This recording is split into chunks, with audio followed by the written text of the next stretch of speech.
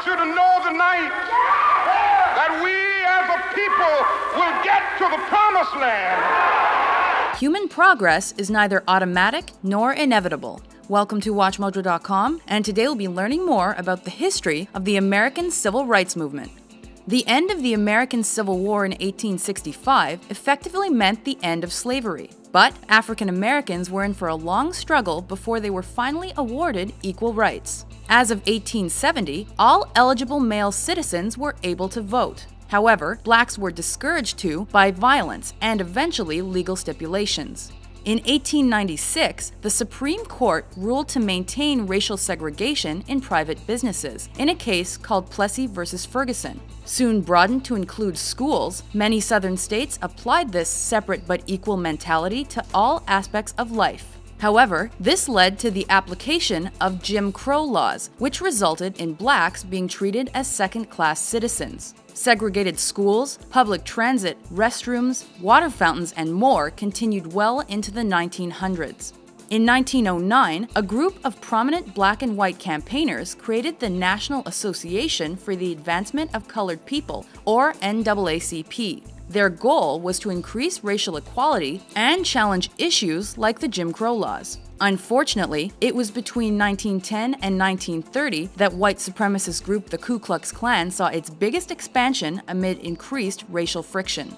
Following the First World War, the NAACP was devoted to ending lynching by white vigilantes. By mid-century, the group became instrumental in the Brown versus the Board of Education of Topeka court case. This class action suit, filed in 1951, asked that segregation in schools be struck down. Taken to the Supreme Court, the case resulted in the first integrated school in the United States to open in the fall of 1955. Encouraged by the decision, the civil rights movement began to hold high-profile boycotts, marches, sit-ins, and other peaceful protests. These included 1955's Montgomery Bus Boycott in support of Rosa Parks. A watershed moment came in 1957 when a high school in Arkansas admitted a group of African American students, nicknamed the Little Rock Nine. Protested by fellow students, the governor, and even the state's National Guard, President Dwight Eisenhower eventually intervened to ensure the students' safe passage. By 1962, universities also began integrating, though black students were still met with protests and violence. The Southern Freedom Movement continued into the 60s, with support from newly elected President John F. Kennedy and his brother, Attorney General Robert Kennedy. The violence of the Birmingham, Alabama campaign influenced the president to fully endorse the movement. A great change is at hand, and our task, our obligation, is to make that revolution, that change, peaceful and constructive for all. On June 19, 1963, he proposed a civil rights bill to Congress, which was approved in 1964 after his death with support from President Lyndon Johnson. The bill struck down existing legislation that allowed for discrimination, and its approval was largely influenced by Martin Luther King Jr. and the March on Washington of August 1963. With this faith, we will be able to transform the jangling discords of our nation into a beautiful symphony of brotherhood. Capturing the attention of the media and the population, this event attracted hundreds of thousands of people in support of civil rights.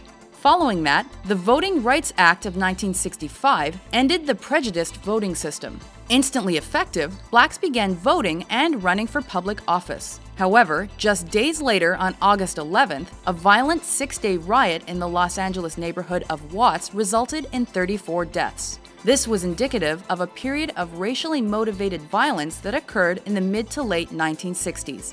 This era also saw the rise of Black Power, led in large part by Stokely Carmichael, in opposition to extremists like the Ku Klux Klan. This ideology was exemplified by the Black Panther Party, which followed the principles set forth by Malcolm X. Rising to prominence in the 1950s, his radical ideas advocated militancy for blacks. Black people are dissatisfied. They're dissatisfied not only with the white man, but they're dissatisfied with these Negroes who have been sitting around here posing as leaders and spokesmen for black people and actually making the problem worse instead of making the problem better. He remained an influential and controversial human rights activist until his assassination in 1965.